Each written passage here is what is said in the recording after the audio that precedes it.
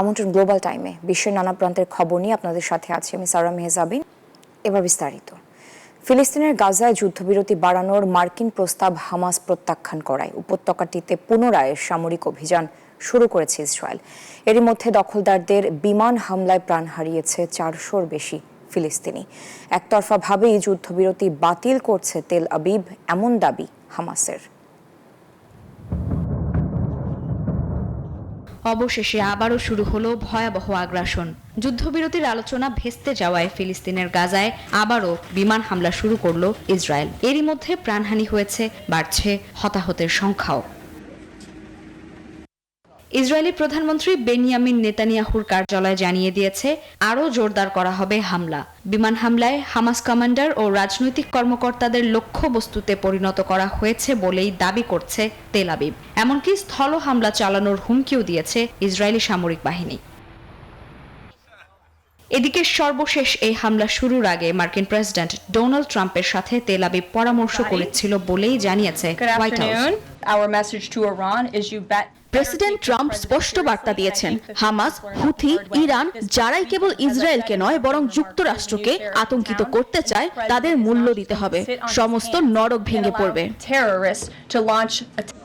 ভয়াবহ এই হামলার অর্থ হলো একতরফাভাবে গাজায় 19 জানুয়ারি থেকে শুরু হওয়া যুদ্ধবিরতি শেষ করছে ইসরায়েল। এমনটাই দাবি করছে ফিলিস্তিনের স্বাধীনতাকামী সংগঠন হামাস। Desk report, news 24।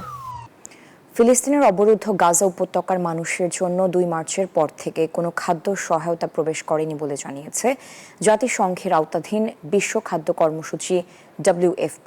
সেখানে মানবিক সহায়তা ও বাণিজ্যিক পণ্য সরবরাহের সবকটা সীমান্ত ক্রসিং বন্ধ রাখা হয়েছে।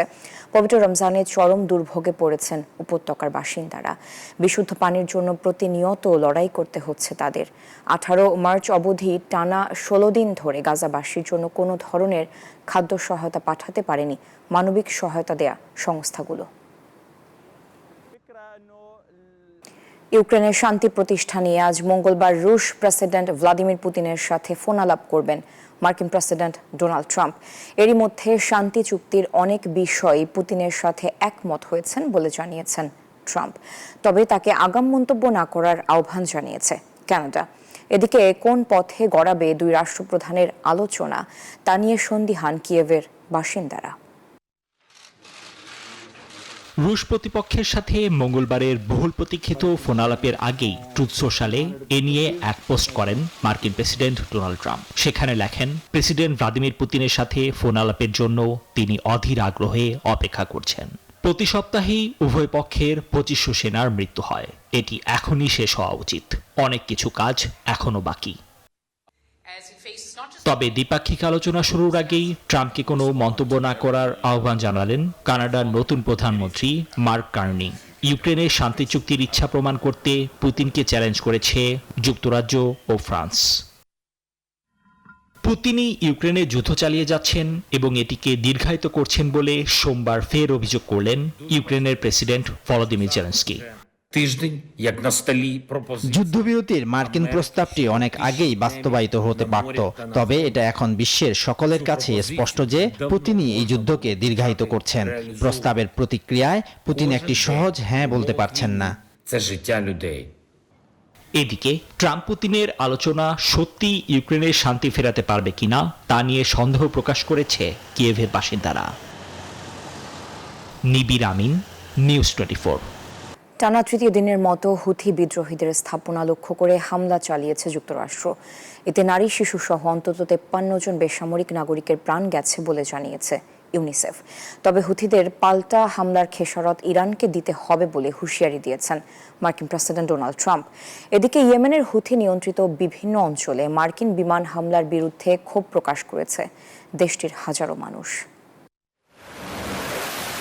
গেল 3 দিন ধরে হুথি বিদ্রোহীদের অবস্থান লক্ষ্য করে ইয়েমেনের বিভিন্ন স্থানে হামলা চালিয়ে আসছে যুক্তরাষ্ট্র। এতে নারী, শিশু সহ বহু বেসামরিক নাগরিকের প্রাণ গেছে, ধ্বংস করা হচ্ছে গুরুত্বপূর্ণ স্থাপনাও। এদিকে ইয়েমেনের হুতি নিয়ন্ত্রিত বিভিন্ন অঞ্চলে মার্কিন বিমান হামলার বিরুদ্ধে ক্ষোভ প্রকাশ করেছে দেশটির হাজারো মানুষ। সোমবার রাজধানী সানা ও রেড সি উপকূলীয় শহর হোদাইদায় এই বিশাল সমাবেশ অনুষ্ঠিত হয়। সানার বিক্ষোভে শীর্ষস্থানীয় হুতি কর্মকর্তাদের উপস্থিতি থাকতে দেখা গেছে। যুক্তরাষ্ট্রের সামরিক অভিযানের নিন্দা জানান তারা। আমাদের জনগণ লড়াই করতে জানে, আমাদের সশস্ত্র বাহিনী আমেরিকাকে কঠোর শিক্ষা দেবে। এদিকে পাল্টা জবাবে লোহিত সাগরে চলাচলরত জাহাজ লক্ষ্য করে হামলা চালিয়ে যাচ্ছে ইরান সমর্থিত ইয়েমেনের বিদ্রোহী গোষ্ঠী হুতি। তাদের দাবি, গাজায় ত্রাণ প্রবেশ করা না পর্যন্ত তাদের হামলা চলমান থাকবে। এরই প্রেক্ষিতে হুতিদের পাল্টা হামলার খেসারত ইরানকে দিতে হবে বলে হুঁশিয়ারি দিয়েছেন মার্কিন প্রেসিডেন্ট ডোনাল্ড ট্রাম্প। অন্যদিকে জাতিসংঘের নিরাপত্তা পরিষদে ইরান অভিযোগ করে ট্রাম্প ও মার্কিন কর্মকর্তারা বেপরোয়া এবং উত্তেজনাপূর্ণ বক্তব্য দিয়ে তেহরানের বিরুদ্ধে বল প্রয়োগের হুমকি দিচ্ছেন। এরই মধ্যে পেন্টাগনের মুখপাত্র বলেন, ট্রাম্প প্রশাসন বল প্রয়োগ নীতি অনুসরণ করছে। স্থানীয় বিশ্লেষকরা বলছেন, রেড সাগরে বাড়তে থাকা উত্তেজনা গাজা সংঘাতের পার্শ্ব প্রতিক্রিয়া। চন্দ্রানী চন্দ্রা, নিউজ 24। বাহরাইনে পররাষ্ট্র মন্ত্রণালয়ের এশিয়ান অ্যান্ড প্যাসিফিক অ্যাফেয়ার্স প্রধান ও বাংলাদেশের রাষ্ট্রদূতের মধ্যে বৈঠক অনুষ্ঠিত হয়েছে। 17 মার্চ সোমবার বাহরাইনে নিযুক্ত বাংলাদেশের রাষ্ট্রদূত মোহাম্মদ রইস হাসান সরোয়ার এনডিসি ও বাহরাইনের পররাষ্ট্র মন্ত্রণালয়ের এশিয়ান এবং প্যাসিফিক অ্যাফেয়ার্সের প্রধান মুনিরা নৌফাল আল দোসেরির সাথে বৈঠক করেন। একই দিনে রাষ্ট্রদূত রইস হাসান সঙ্গে বাহরাইনে নিযুক্ত যুক্তরাষ্ট্রের রাষ্ট্রদূত স্টিভেন সি বন্ডির সাথে এক সৌজন্য সাক্ষাৎ হয়। উক্ত বৈঠকে দুই দেশের মধ্যকার দ্বিপাক্ষিক সম্পর্ক, অর্থনৈতিক উন্নয়ন সহ বেশ কয়েকটি বিষয় নিয়ে আলোচনা করেন তারা।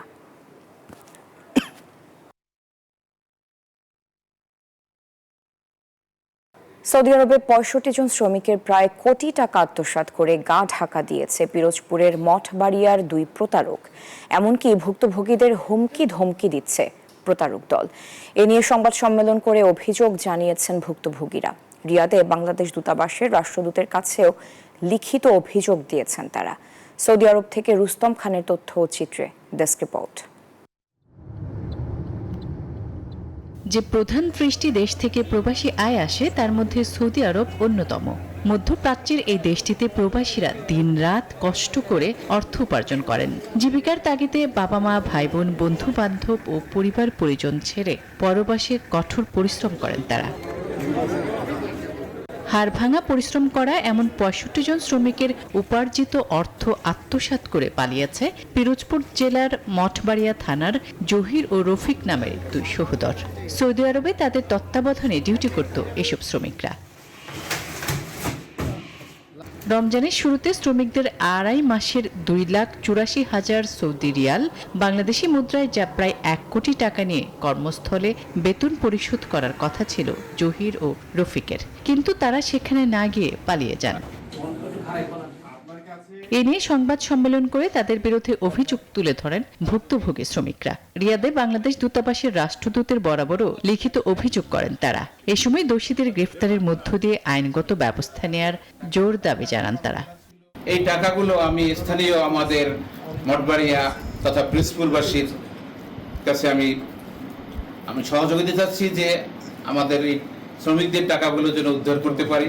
অন্যদিকে রমজানে বাংলাদেশে থাকা পরিবার পরিজনের কাছেও টাকা পাঠাতে না পারায় অসহায় জীবনযাপন করছে তাদের পরিবারের সদস্যরাও।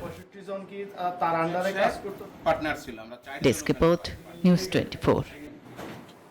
এই ছিল গ্লোবাল টাইমে। ধন্যবাদ সবাইকে সাথে থাকার জন্য।